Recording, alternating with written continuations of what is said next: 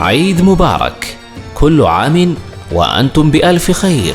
من أتيت فزدت حبنا، أسعدتنا وجمعت شملنا، أنت هدية من الله. السلام عليكم. وعليكم السلام ورحمة الله. عيد مبارك. عيد مبارك እንኳን ለ1446ኛው የዒድ አልፊጥር በዓል በሰላም አደረሰሽ። እንኳን አብራ ደረሰን።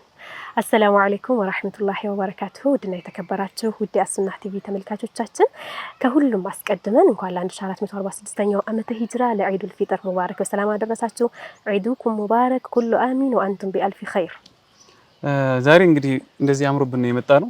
ከአለባበስ ጀምሮ ካለንበት ቦታ ጀምሮ ያው ዒድ መስለናል፣ በደንብ ይመስለኛል። አዎ እንግዲህ ድምቅ ብለን እንደዚህ ዒዳችንን ሸብረቅ አድርገን ቁም ነገሮችንም ቀልዶችንም መዝናኛዎችንም አካተን ሰፊ ፕሮግራም ይዘን መተናል።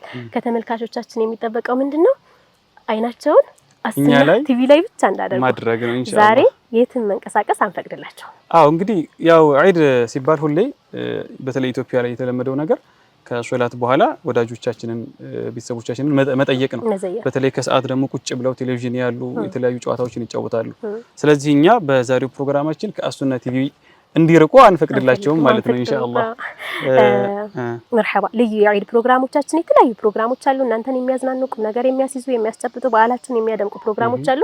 ከዛ በፊት ግን ይሄን ፕሮግራም በአማረና በደመቀ መልኩ እንድናዘጋጅ አጋር የሆኑን አካላቶች አሉ። እነሱን ማመስገን እነሱን ቴንኪው ማለት ስለሚኖርብን የመጀመሪያ ይሄንን እንደዚህ አምረን ደምቀን ጥሩ ቪዲዮ እንዲወጣልን ተጨንቀው ጊዜያቸውን መስዋዕት አድርገው ማቴሪያሎቻቸውን ሁሉ ጭምር እንካችሁ በማለት ስፖንሰር አድርገው እንደዚህ ያደመቁልን እንደዚህ ያሸበረቁልን ናዲ ዲኮር ናቸው። አድራሻቸው ኮምቦልቻ ከዳሽን ባንክ ፊት ለፊት ሸዋበር ፌርማታ ላይ ይገኛሉ። ስልካቸው 0914 33 86 86 0974 0961 84 ለሰርግ፣ ለኒካህ፣ ለብራይዳል፣ ለመልስ ሁሉንም ያጠቃለለ ከዲኮር እስከ አልባሳት ድረስ እነሱ ጋር ብትመጡ አሳምረው ውብ አድርገው ሰርጋችሁንም ፕሮግራሞቻችሁንም ያደምቁላችኋል። እኛም እጅግ አድርገን እናመሰግናለን።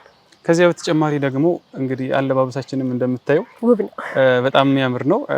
ዒድ በዓል የሚመስል ነው። ያው በደንብ ዘንጠን ነው የመጣ ነውና እንደዚህ ያደረጉን ደግሞ ሲቲ ዲኮር ነች። ያው እንዳልሽው ለተለያዩ ፕሮግራሞች የተለያዩ አልባሳቶችን ከፈለጉ ሲቲ ዲኮር ኮምቦልቻ መተው እሷን መጎብኘት ይችላሉ። እሷም እንደዚሁ ሻወር ባጃጅ ፌርማታ ከዳሽን ባንክ ፊት ለፊት አዋሽ ባንክ ፎቅ አካባቢ ትገኛለች። እሷም እንደዚሁ የተለያዩ የሙሽራ አልባሳቶችን የሚዜ አልባሳቶችን እንደዚሁም ደግሞ ለተለያዩ ፕሮግራሞች የሚሆኑ ዲኮርን ጭምር አገልግሎት ትሰጣለች። ስልኳን ከታች እናስቀምጣለን።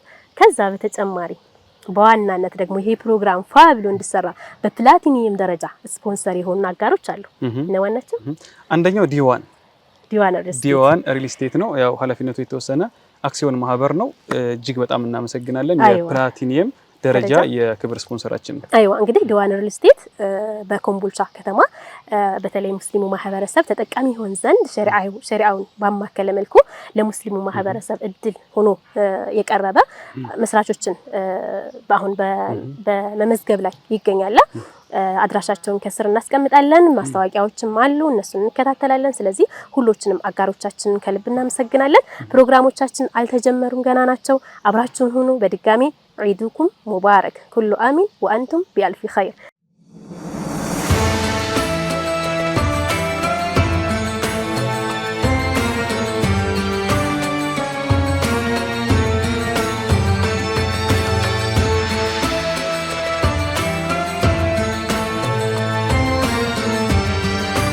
عيد مبارك، كل عام وأنتم بألف خير። እንግዲህ የአሱና ቲቪ ተከታታዮች እንደምታዩን አምሮብን ደምቀን ፕሮግራማችንን በይፋ ጀምረናል ማለት ነው። ተከታይ በጣም ብዙ ፕሮግራሞች አሉ። ያው ተከታታይ እንግዲህ አብዛኛውን ሰዓተኛ ጋር እንዲያሳልፉ የሚያደርጉ። ከዚያ በፊት ግን እስኪ አንዳንድ ነገሮችን እናወራ። ረመዳን እንዴት አለፈ የሚለውን ማየት ይኖርብናል። ምክንያቱም ትልቅ ወር ነው እያጣን ያለ ነው። በእርግጥ ዛሬ ዒዳችን ነው፣ የደስታችን ቀን ነው። ቢሆንም ግን እንደው የረመዳንን ጊዜ ትንሽ ሳናወሳ ማለፍ ብዙም ተገቢ አልመሰለኝምና እስኪ ረመዳን ከቺ ጋር እንዴት ነበር? ረመዳን አልሐምዱሊላህ። በተለይ ደግሞ ከሁሉም ሰው የምጠብቀው ፊድባክ ምንድነው ረመዳን እንዴት ነው ስትላቸው፣ እንደምናቀው ወራቱ አሁን ሲዝኑኛ በተለይ ሀበሻ ላይ የሞቃታማ ወይም ደግሞ ፀሐይ በጋ የምንለው ወቅት ላይ ነው ያለው። ግን እንደዛ ከመሆኑ አንፃር ረመዳን ልክ ሲገባ ቀዝቃዛው አየር አብሮት ገባ። ውሃ የሚባል አይጠማም፣ ረሃብ የለም፣ ድካም የለም። እጅግ በጣም የዘንድሮው ደግሞ ይለያል በማለት ሁሎችም ናፍቆቱን ሳይጠግቡ በዒባዳቶች ሳይረኩ በቃን ሳይሉ ሳይሰለቹ በፍጥነት ሮጦ ነው የወጣብንና ይሄ ስሜት እኔ ጋር አለ ሁሎችም ጋር ያለ ይመስለኛልና ረመዳን ቆንጆ ነበር ከኔ ጋር ካንተ ጋር እንዴት ነበር? ማሻአላህ አሪፍ ነው። ያው እኔ እዚህ ጋር አንድ የታዘብኩት ነገር አለ። ሁሌም ረመዳን ሊገባ ሲል ኢቭን በጣም ፀሐያማ የሚባልበት ወቅት ላይ የግንቦት ወቅት ላይ ራሱ ይገባልና ሁሌም በየአመቱ ይሄንን ቃል ሲደጋገም ሰማለሁ። ማለት ረመዳን ላይ ከዚያ በፊት የነበረ የመጠማት ስሜት፣ የመቃጠል ስሜት፣ የፀሐይ ስሜት፣ የረሃብ ስሜት ሁሌም ረመዳን ሲገባ ይሄ ስሜት አይወራምና የዘንድሮ ረመዳን ይለያል እንላለን። ቀጣይ አመት ሲመጣ የዘንድሮ ረመዳን ይለያል እንላለንና በዋናነት ደግሞ ትልቁ ቁም ነገር ያው ረመዳንን ከተጠቀሙበት አላህ ያደርጋል። በመቀጠል ደግሞ ያው ከዒዱም በኋላ በፊት የነበረን ረመዳን ላይ የነበረንን ባህሪ ሳንተው ዒባዳዎቻችንን ማስቀጠል ያው ይኖርብናል። ያው ብዙ ትግል ይፈልጋል። በርግጥ ይሄንን ለማድረግ አላህ ያግራለን። አሚን። እዚህ ጋር መጨመር ፈለኩኝ ያው አብዛኞቻችን በተለይ ደግሞ አሁን ላይ ወቅታዊ ችግርም ተብሎ የተነሳ በየአካባቢው የምንሰማቸው ትንሽ ረመዳናችን የረበሹ ነገሮች ነበሩ። በየመሳጅዱ ሰዎች እነዚህ በተለይ ደግሞ መሀል አዲስ አበባ ላይ ስንሰማቸው ስናያቸው የነበሩ ነገሮች እጅግ የሚዘገንኑና በጣም የሚያስከፉ ልብ የሚሰብሩ ነበሩ። አብዛኞቹ ሙስሊሞች በተለይ መሀል አዲስ አበባ ላይ እንደዚህም በተለያዩ ክልል ከተሞች ሰላማቸውን አጥተው እንደዚህም ደግሞ የረመዳን ድባብ ሁሉ ጠፍቶባቸው ከመስጂድ ሁሉ ተቆልፎባቸው በር ላይ ውጭ ላይ ሁሉ በጽናት ሲሰግዱ አይተናልና እነዛ ነገሮች እንዳሉ ሆነው ግን መልካም ነገሮችም እጅግ የበዙና ያማሩ ነበሩ። ሀገራችንን ሰላም ያድርግልን። በተለይ ደግሞ ህዝበ ሙስሊሙን እንደነበረው ተከባብሩ ተዋዶ ረመዳንን ናፍቆ በየመሳጅዶች የሚሰሙ የአዝካሮች ድምጾች እጅግ በጣም ረመዳንን ይበልጥ የሚያደምቁ ናቸውና ያ እሴታችን ያ ባህላችን ያ የመሻይኾቻችን መንገድ እንዲቀጥል ሁሉም ሙስሊም ኡማ በዱዓው እንዳስታውስ በዚህ ጋር በተለይ የዒድ ቀን ብዙ ሰው ያው ዱዓ ያደርጋል፣ ዱዓ ይቀመጣልና ይሄንን ከልባችን ከዱዓችን መነጠል የለብንም። ያው አላህ ሰላም እንዲያደርገን ከዚያም በተጨማሪ ደግሞ ያው ረመዳን አለቀ ብለን ዝም እንዳንል ያው አላህ ዙር ገጣሚ እንዲያደርገን ጭምር ያው ትላልቆች ያወሩ ሰማለሁ። ዙር ገጣሚ ማለት ቀጣዩን አመት ማለት አይደለም ይመስለኛል። 33 አመት ይፈጃል። ለምሳሌ አሁን ረመዳን ላይ የጀመረበት ወር አለና ይቺን ወር ድጋሚ ለማግኘት ከ30 አመት በላይ ይፈጃል ሲሉ ሰማለሁ ትላልቆችና ዙር ገጣሚ አላህ ያደርገን ማለት ይሄንንም ጊዜ እናገኘው ይደጋግምብን ማለት ነው።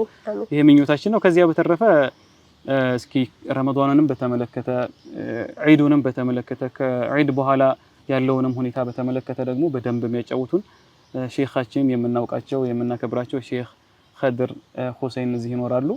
እሳቸውን እንጋብዛለን ኢንሻአላህ። አይዋ ውድና የተከበራችሁ ተመልካቾቻችን የትም እንዳትሄዱ። ቀጣይ ፕሮግራማችን የሚሆነው በውዱ ሼኻችን ሼኽ ኸድር ሁሴን ረመዳናችን ተጠቃሚዎች እንድንሆን ከረመዳንም የረመዳኑ አጅር እንዳይወድቅብን ቀጣዮችንም ጊዜያቶችን በመልኩ ማሳለፍ አለብን። ስለ ረመዳን ታላቅነት የነበርንበትን ወር ትልቅነትን አጉልቶ የሚያሳዩ ነገራቶችን ከሳቸው ምክር እናገኛለን። አብራችሁን ቆዩ። በድጋሚ ዒድ ሙባረክ።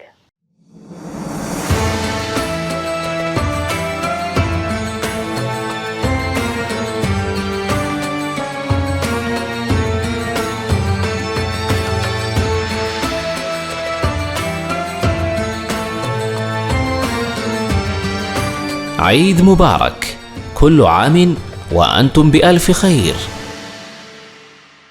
ክቡራንና ክቡራት ውድና የተከበራችሁ አድማጮቻችን ዒድና ወፋ ያላችሁ እንደምታሳልፉ ባለሙሉ ተስፋዎች ነን። አሁን ደግሞ እንግዳ ሰዓታችን ላይ እንገኛለን። በድጋሚ መልካም የዒድ በዓል እንዲሆንላችሁ እየተመኘን ስለ ዒድ እንግዲህ ረመዳንን ታላቁን ወራችንን ተሰናብተን ደስታ ቀናችን ላይ መደሳቻ መብሊያ መጠጫ ቀናችን ላይ ዒድ ላይ እንገኛለንና ስለ ዒድ ፈዲላ እንደዚሁም ደግሞ ዒድን በተመለከቱ ጉዳዮች ከዒድ በኋላስ ከረመዳን በኋላስ ሙስሊሙ ማህበረሰብ በምን መልኩ ነው ቀናቶችን ማሳለፍ ያለበት እንደዚሁም ደግሞ ረመዳን ላይ ያለውን ቫይብ እንትን መልኩ ሳይጠፋ ቀጣይነት እንዲኖረው ምን ማድረግ አለብን የሚለውን ታላቁ ሼኻችን ሼኽ ኸድር ሁሴን ከጎናችን ይገኛሉ። እሳቸውን ጋብዘናል። ስለ ረመዳንም እንደዚሁም ደግሞ ከዛ በኋላስ ምን እናደርግ የሚለውንና ተያያዥ ጉዳዮችን ሼኻችን የተወሰነ ማብራሪያ ይሰጡናል። ሼኻችን እንኳን አደረሳችሁ። እንኳን አብሮ አደረሰን።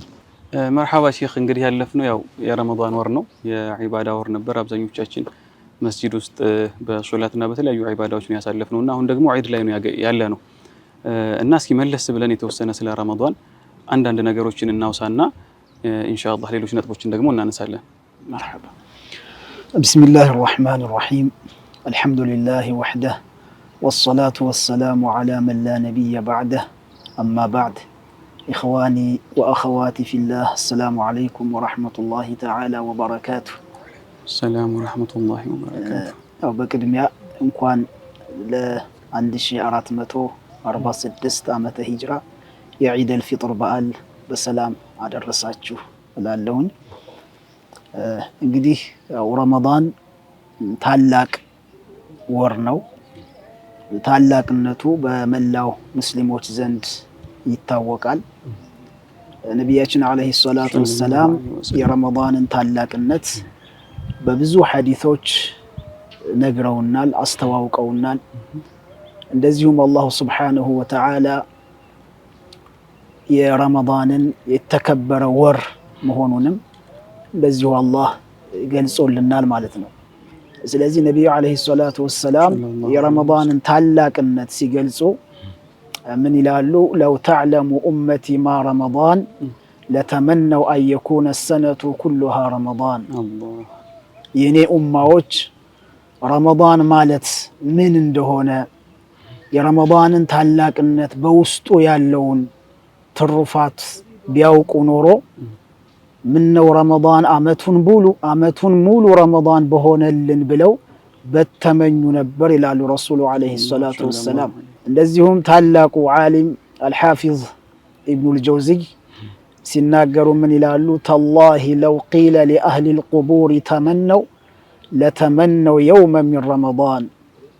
በአላህ ይሁንብኝ መቃብር ላሉ ሰዎች እስኪ ምኞታችሁን ግለጹ፣ ምን ትመኛላችሁ ተብለው ቢጠየቁ የሚመኙት ምንድነው አሉ? ከረመዳን አንድን ቀን ይመኙ ነበር አሉ።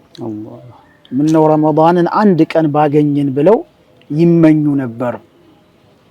ምክንያቱም ረመዳን ውስጥ የሚገኘውን ኸይራት የሚገኘውን ትሩፋቶች በውል ስለተገነዘቡ ማለት ነው። እንግዲህ መቃብር ውስጥ ያሉ ሰዎች ይህንን ቢመኙም ነገር ግን ሊያገኙት አይችሉም።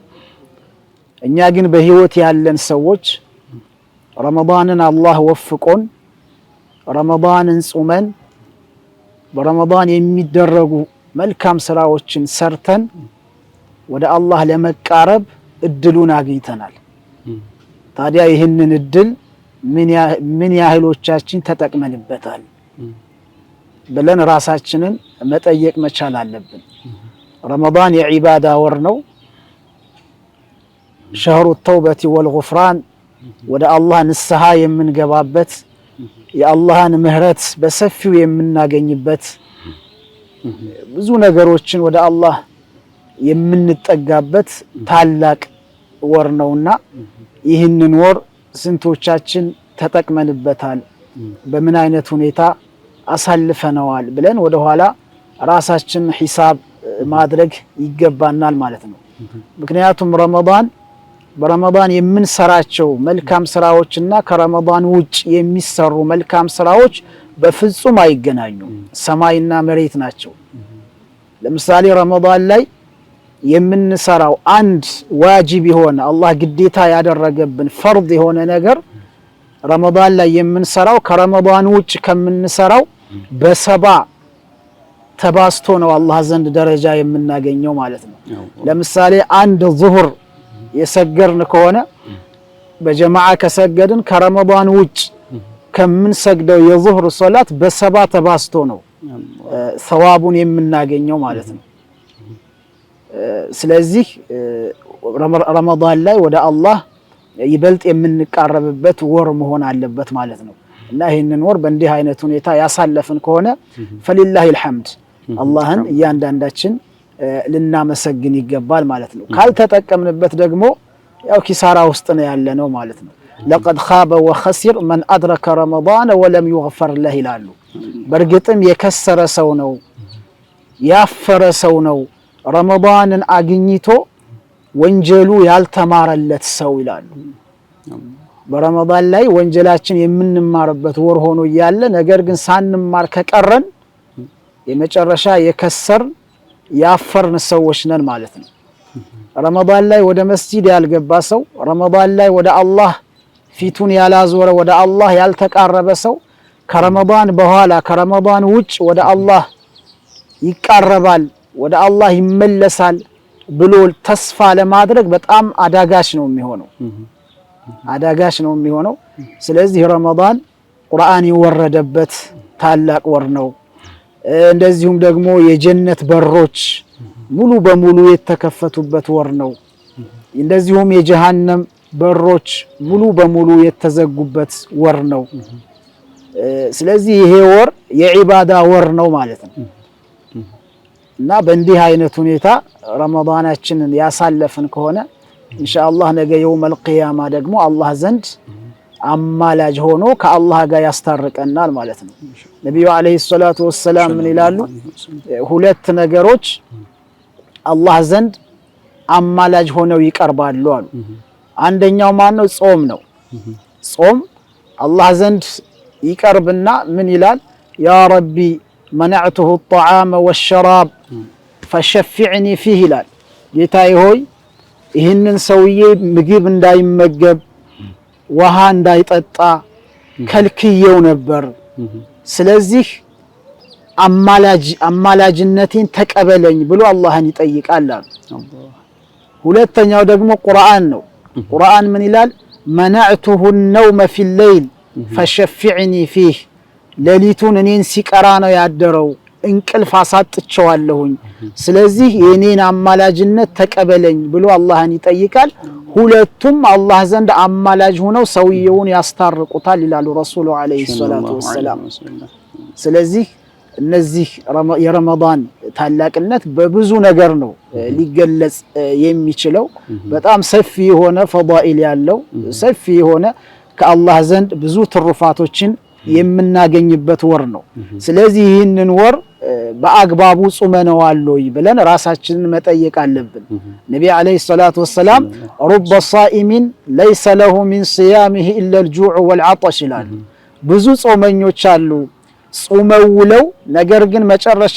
ያገኙት ትርፉ ውጤቱ ውሃ መጠማትና ረሃብ ብቻ የሆነባቸው ብዙ ሰዎች አሉ እንደዚሁም ورب قائم ليس له من قيام الا السهر እንደዚሁም ሌሊቱን ደግሞ ቁሞ ቁጭ ብሎ ያደረ ነገር ግን አላህ ሳይቀበለው የመጨረሻ ውጤቱ እንቅልፍ ማጣት ብቻ የሆነበት ብዙ ሰው አለ ይላል እንደዚሁም رب قارئ والقرآن يلعنه ብዙ ቁርአንን የሚያነቡ ቁርአንን የሚቀሩ ሰዎች አሉ ነገር ግን ቁርአኑን ይቀሩታል ቁርአኑ ደግሞ እነሱን ይረግማቸዋል አሉ ነብያችን አለይሂ ሰላቱ ወሰለም ይህ ማለት በአግባቡ ረመዳንን ያልጾምን ከሆነ የምናገኘው ትርፍ ረሃብና ውሃ መጠማት ድካም ብቻ ነው የሚሆነው እንደዚሁም ደግሞ ሌሊቱን ደግሞ በዒባዳ እናሳልፋለን ብለን አስበን ደግሞ ያንንም አዳቡን ሳንጠብቅ ስርዓቱን ሳንጠብቅ አሳልፈነው ከሆነም እንደዚሁ እንቅልፍ እንጂ ሌላ የምናገኘው ውጤት የለም ማለት ነው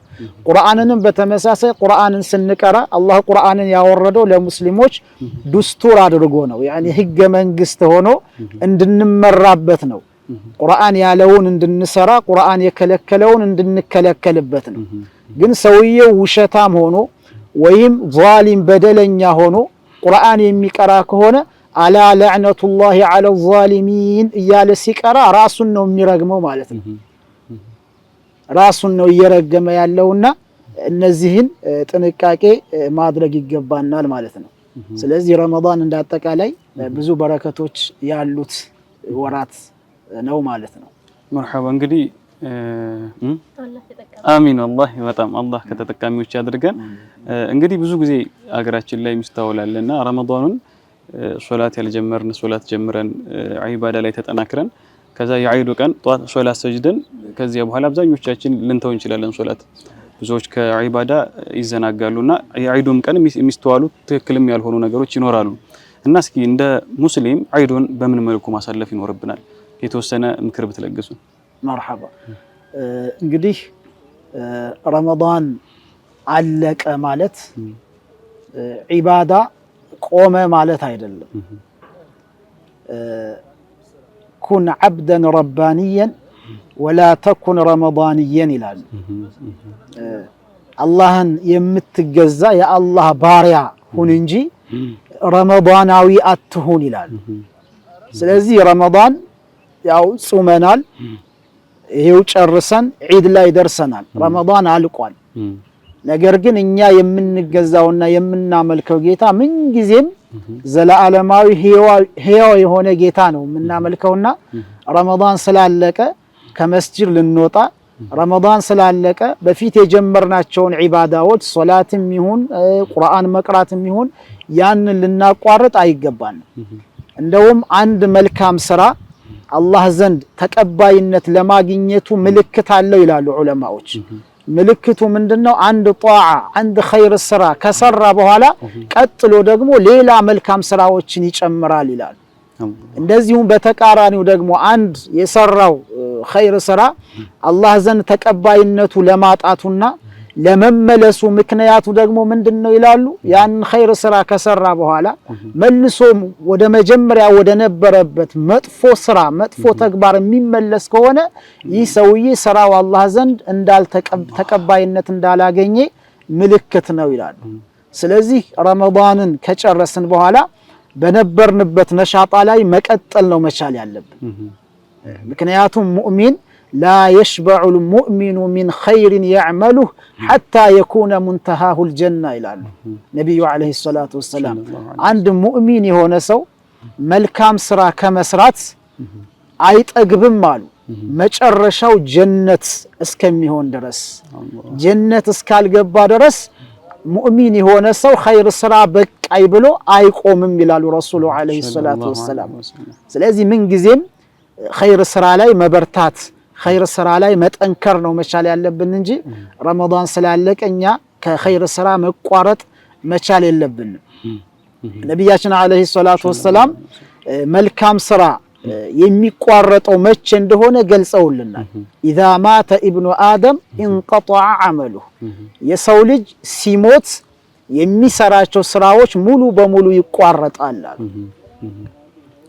በህይወት እስካለ ድረስ እስትንፋሱ እስካለ ድረስ ግን ኸይር ስራ ከመስራት መቋረጥ የለበትም ማለት ነው። ታላቁ ዓሊም ሸሃቡዲን አሕመዱ ዳኒይ ቀደሰላሁ ሲረሁ ወአመደና ቢአምዳዲህ የዳኒዩል አወል በመባል የሚታወቁት ታላቁ ሼኽ ምን ይላሉ? አልሙእሚኑ ላ የስተሪሕ ሐታ የድኹለ ዶሪሕ ይላሉ።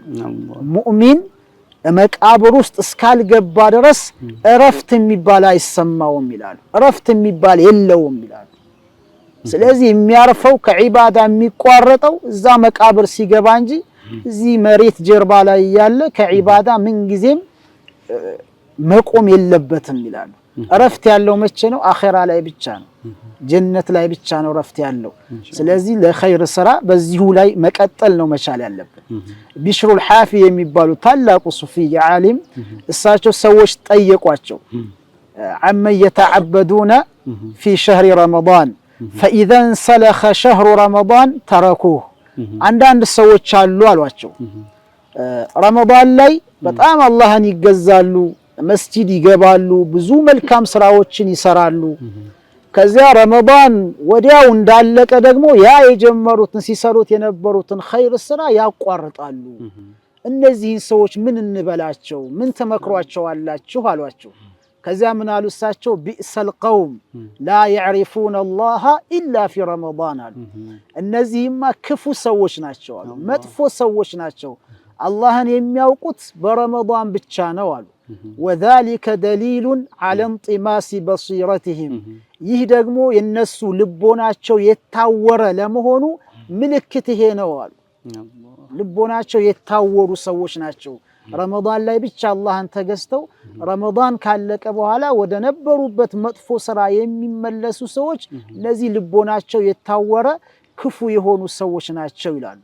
ስለዚህ ረመዳን ላይ ስናደርጋቸው የነበሩት ዒባዳዎችን በዚያው ነው መቀጠል መቻል ያለብን። ረመዳን የረመዳኑ ወር አለቀ እንጂ ዒባዳዎቹ አላለቁም። ረመዳን የምናደርገው የጀማዓ ሶላት ስንሰግድ የነበረው ከረመዳንም ውጭ አለ። ጾም ስንጾም የነበረው ረመዳን ሰኞና ሐሙስ ሱና ጾሞች አሉ። ከወር ደግሞ አያመል ቢድ የሚባሉ አሉ። እንደዚሁም ደግሞ ከዒድ በኋላ 6 ቀን የምንጾመው የሸዋል ጾም እሱ አለ። ሌሎችም የሱና ጾሞች በርካታ ጾሞች አሉ። ረመዳን ስላለቀ ጾም ቆመ ማለት አይደለም። እንደዚሁም ደግሞ ሌሊት ተነስተን የምንሰግደው ተራዊህ ተሐጁድ እንሰግዳለን፣ ተራዊህ እንሰግዳለን። ያም ደግሞ ረመዳን ስላለቀ ሌሊት የሚሰገድ ሶላት የለም ማለት አይደለም። ምን ጊዜም ተነስተን ተሐጁድ ሶላት ሌሊት መስገድ እንችላለን። ሰደቃ ረመዳን ላይ እናበዛ ነበር። ከረመዳንም በኋላ ያንኑ ሰደቃ እንደዚሁ የማብዛት ስራዎችን መስራት ይገባናል እንጂ ረመዳን በማለቁ ምክንያት ከኸይር ስራ ሙሉ በሙሉ መራቅ የለብንም። በእኛ ተለምዶ እንደምናየው መስጂዶች ረመዳን ላይ በጣም ይደምቃሉ። በኋላ ረመዳን ከወጣ በኋላ ቅድም እንዳልከው ከዒድ ቀን ዙሁር ሶላት ጀምሮ ባዶ ይሆናሉ። ይሄ ተገቢ አይደለም። እኛ የምንገዛው ረመዳንን ሳይሆን የረመዳን አምላክ የሆነውን እንደዚሁም የሁሉም ወራቶች አምላክ የሆነውን አላሁ ሱብሓነሁ ወተዓላ እሱን ነው የምንገዛው። ወሁወ ሐዩን ላ የሙት እሱ ደግሞ ምንጊዜም ሕያው የሆነ ጌታ ነውና ከእንደዚህ አይነት ተግባር ራሳችንን ልንቆጥብና ልንገታ ይገባናል። በጀመርነው ኸይር ስራ በዚሁ መቀጠል ነው መቻል ያለብን። እንደውም ኸይር ስራ ጀምሮ ማቋረጥ እኮ በጣም የተጠላ ተግባር ነው። ነቢያችን አለይሂ ሰላቱ ወሰላም አብዱላህ ኢብኑ ዑመርን ሲመክሩት ምንድነው ያሉት? ያ አብደላህ ላ ተኩን ሚስለ ፉላን ካነ የቁሙ ሌይል ፈተረከ ቂያመ ሌይል አሉ። አንተ አብዱላህ ሆይ እንደ ገሌ እንዳትሆን አሉ። ገሌ ጠቅሰው ማለት እንደ ገሌ እንዳትሆን እሱ ሌሊት እየተነሳ ይሰግድ ነበር አሉ። በኋላ ላይ ግን ያ ሌሊት መነሳቱን አቆመው አሉ። ስለዚህ እንደሱ እንዳትሆን አሉ። ስለዚህ የምንሰራውን ትንሽም ስራ ብትሆን ያችኑ ቀጣይነት ያላት መሆን አለባት። ኸይሩል አዕማል ኢለላህ አድወሙሃ ወኢን ቀል አላህ ዘንድ ከስራ ሁሉ እጅግ በጣም ተወዳጅ የሚባለው ስራ ትንሽ ስራ ሆና በዚያ ላይ ግን ዘውታሪነት ያላት ቀጣይነት ያላት መሆን አለባት ማለት ነው።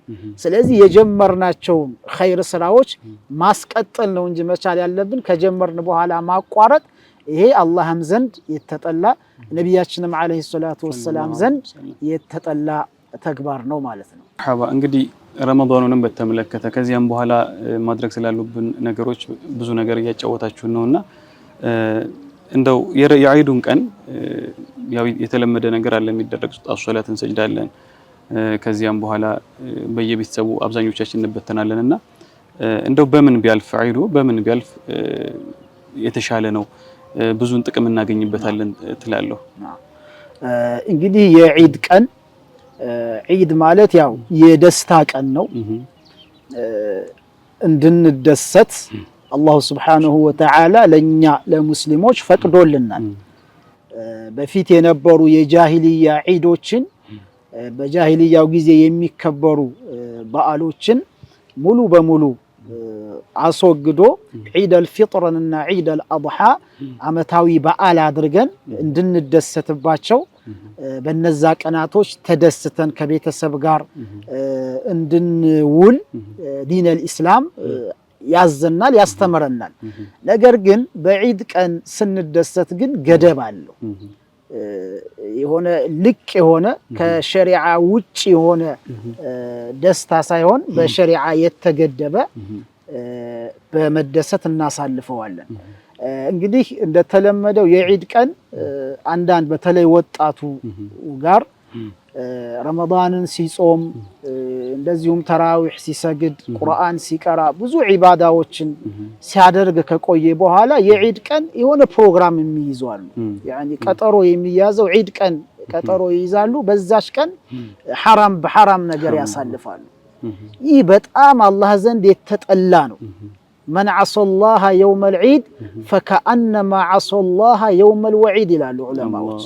የዒድ ቀን አላህን መወንጀል በዒድ ቀን በአላህ ላይ ማመጽ ልክ የውመል ቂያማ ላይ ወንጀል እንደመፈጸም ነው የሚቆጠረው ይላሉ። በጣም አስቀያሚ የሆነ ተግባር ነው ማለት ነው። ስለዚህ የዒድን ቀን ስናሳልፍ ወንድሞቻችን ጋር ቤተሰቦቻችንን ዚያራ በማድረግ እነሱን በመዘየር እንደዚሁም ደግሞ የተቸገሩ ወገኖች ይኖራሉ፣ አይታሞች ይኖራሉ፣ ወላጆቻቸው የሞቱባቸው የዛሬ ዓመት ቤታቸው ደምቆ አባታቸው ጋር ቤተሰቦቻቸው ጋር ሲቦርቁ ሲደሰቱ የነበሩ ልጆች ዘንድሮ ላይ ግን አባታቸውን አጥተው በሐዘን ስሜት ኩስስ ብለው አዝነው በየቤታቸው የተቀመጡ የቲሞች ይኖራሉ። እነሱን በመዘየር ካለን ይዘን ሂደን ከሌለን ደግሞ ዝም ብለን ባዶ እጃችንን ቢሆን እነሱን ሂደን መዘየር ይሄ ራሱ አላህ ዘንድ ትልቅ ደረጃ የሚያስገኝ የአላህን አጅር የሚያስገኝ ተግባር ነው። ስለዚህ ይህንን ቀን በእንደዚህ አይነት ሁኔታ ልናሳልፈው ይገባል በኸይር ነገር። እንደዚሁም ደግሞ ዚያረቱል ቁቡር በማድረግ የሞቱ ቤተሰቦቻችንን እነሱን ሂደን ፋቲሃ መቅራት፣ ለነሱ ያሲን መቅራት፣ በእንደዚህ አይነት ሁኔታ እነሱንም በዛ ቀን ማስተዋስ መቻል አለብን። በህይወት ያሉትን ብቻ አይደለም እና በእንዲህ አይነት መልካም ተግባር ነው ዒዱን ማሳለፍ ያለብን። ከዛ በፊት ያው ከሶላት በፊት የሚወጣ ዘካተል ፊጥር አለ። እሱንም ሳንረሳ እሱን ካወጣን በኋላ ከዛ ዒድ ሶላታችንን ከሰገርን በኋላ ቤተሰብ ጋር ዚያራ በማድረግ በእንደዚህ አይነት ሁኔታ ያንን ቀን እናሳልፈዋለን ማለት ነው። ያው በዛ ቀን ተዝናንተን ደስ ብሎን እንድንውል እስልምና ፈቅዶልናል።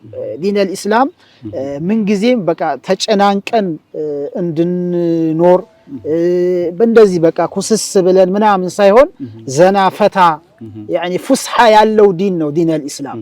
በጣም ገር የሆነ እንደዚሁም ደግሞ በቃ ገራገር የሆነ ለሰዎች እንዲዝናኑ እድል የሰጠ ዲን ነው። መዝናናቱ ግን በገደብ ሆኖ ማለት ነው። መዲና መስጂድ ላይ እኮ የዒድ ቀን የሐበሻ ሰዎች መስጂድ ውስጥ ጭፈራ ያደርጉ ነበር፣ ይጨፍሩ ነበር። እየጨፈሩ የሀገራቸውን ዘፈን እየዘፈኑ ጦር ይዘው ነብዩ መስጂድ ውስጥ እንደዚህ እንደ ምንድነው የሚያሳዩት እንትን ነበራቸው።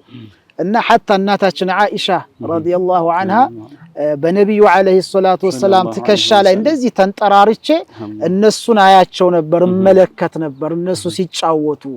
ከዚያ ነብያችንም አለይሂ ሰላቱ ወሰላም አይበቃሽም እንዴ እያሉኝ ቆይ ትንሽ ልመልከት እያልኳቸው ለብዙ ሰዓት እነሱ እየጨፈሩ የነሱን ጨዋታ እመለከት ነበር።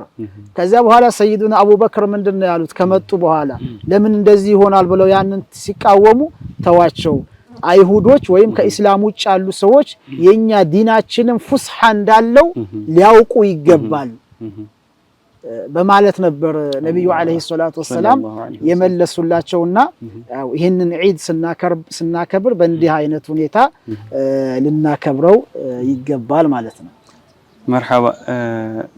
እንደው በመጨረሻም የምታስተላልፉልን መልእክት ካለ እንዲሁም መጀመሪያ ላይ ነካርገውታል በርግጥና የእንኳን አደረሳችሁ መልእክት ካለ ለቤተሰብም ለወዳጅም ይሄንን ብታደርሱልን። መርሐባ። እንግዲህ እንዳጠቃላይ የማስተላልፈው ለመላው ሙስሊም ወንድሞቻችን እህቶቻችን የማስተላልፈው መልእክት ሁላችንም በዲናችን ላይ እንድንበረታ ነው። ከምንም በላይ ዲን ከሁለመናችን በላይ ነው። ከቤተሰቦቻችን፣ ከሀብታችን፣ ሐታ ከነፍሳችን በላይ ነው ዲንና ዲናችን ላይ እንድንበረታ በዲናችን ላይ ደግሞ ጽናት እንዲኖረን ዲነል ኢስላም እዚህ እኛ ደረጃ ላይ እስከሚደርስ ድረስ የተለያዩ ችግሮችን፣ የተለያዩ እንግልቶችን፣ የተለያዩ መከራዎችን በአማኞቹ ላይ እየደረሰባቸው ያንን ተቋቁመው ነው እዚህ ደረጃ ላይ የደረሰውና በየወቅቱ ፈተናዎች ይመጣሉ። በዲን ላይ በሙስሊሞች ላይ በየጊዜው ፈተናዎች ይመጣሉ። እነዚያን ፈተናዎች ግን መቋቋም ይኖርብናል፣ ሁላችንም ማለት ነው መቋቋም ይኖርብናል። ስለዚህ ለዲናችን መክፈል ያለብንን ዋጋ ልንከፍል ይገባል። እንደዚሁም ደግሞ መቼም የዲን መሪዎች የሚታወቀው ዑለማዎች ናቸው። ዲኑን የሚመሩት የሃይማኖቱ አባቶች እነሱ ናቸው። ነቢያችንም አለይሂ ሰላቱ ወሰላም አልዑለማኡ ወረተቱል አንቢያ የነቢያቶች ወራሾች ዑለማዎች ናቸው ብለዋል። ስለዚህ የነቢዩን አለይሂ ሰላቱ ወሰላም ዲን የወረሱት የነቢዩን ዕውቀት የወረሱት ዓሊሞች ናቸው። ስለዚህ እኛም ከዑለሞች ስር ልንሆን ይገባናል። የዑለሞችን ምክር ልናዳምጥ ይገባናል። የዑለሞችን መስመር የነሱን ልንከተልና የነሱን መስመራቸውን ልናስቀጥል ይገባናል። ከዑለሞቻችን ጎን ሆነን ለነሱ መከታ ልንሆን ይገባናል። በዚህ ላይ ወጣቱም አጠቃላይ ሙስሊሙ ማህበረሰብ ለዑለሞች ክብር ሊሰጥ ይገባል። በአሁን ሰዓት ለዑለሞች ክብር እየተሰጠ አይደለም። በጣም በሚያሳዝን ሁኔታ ዑለማዎች ለዚህ ለዲን ዒልም ብቻ በመማር 40 ዓመት 30 ዓመት ያህል እድሜያቸውን የፈጁ ናቸው በየቦታው ያሉ መሻይኾች። ከዚያ በኋላ ይሄን ያህል ዓመት ደግሞ ዒልም ከተዓለሙ በኋላ ያንን የተማሩትን ደግሞ ለሙስሊሙ ማህበረሰብ ለማስተማር ደግሞ እንደዚሁ 30 ዓመት 20 ዓመት እየደከሙ አሁንም በድካም ላይ ያሉ ዑለማዎች አሉ። ስለዚህ እነዚያን ዑለማዎች እንደ ሃይማኖት አባት እንደ ሃይማኖት መሪነት ሌሎች ሃይማኖት ተቋማት የሃይማኖት መሪዎቻቸውን እንደሚያከብሩ ሁሉ የኛም ሙስሊሙ ማህበረሰብ ዑለሞችን ሊያከብር ይገባል። ለዑለሞች መክፈል ያለበትን ዋጋ ሊከፍል ይገባል የሚል አጠቃላይ መልእክት አለኝ። በመጨረሻም ለመላው ሙስሊም ማህበረሰብ ለቤተሰቦችም እንደዚሁም ለጓደኛዎችም እንደዚሁም ለአሱና ቲቪ ባለሙያዎች አጠቃላይ ዒዱኩም ሙባረክ ዒዳችሁ የተባረከ አላህ ያድርግላችሁ። ኩሉ ዓሚን ወአንቱም ቢኸይር። ቻችን አሁንም ፕሮግራሞቻችን ይቀጥላሉ። ከውዱ ሼኻችን ከሼኽ ኸድር ሁሴን አጭር ደርስ ተመልሰናል። ሌሎች ፕሮግራሞቻችን አልተነኩም። አሁንም መልካም የዒድ በዓል እንዲሆንላችሁ እንመኝላችኋለን። ይቀጥላል። አብራችሁን ሆኑ።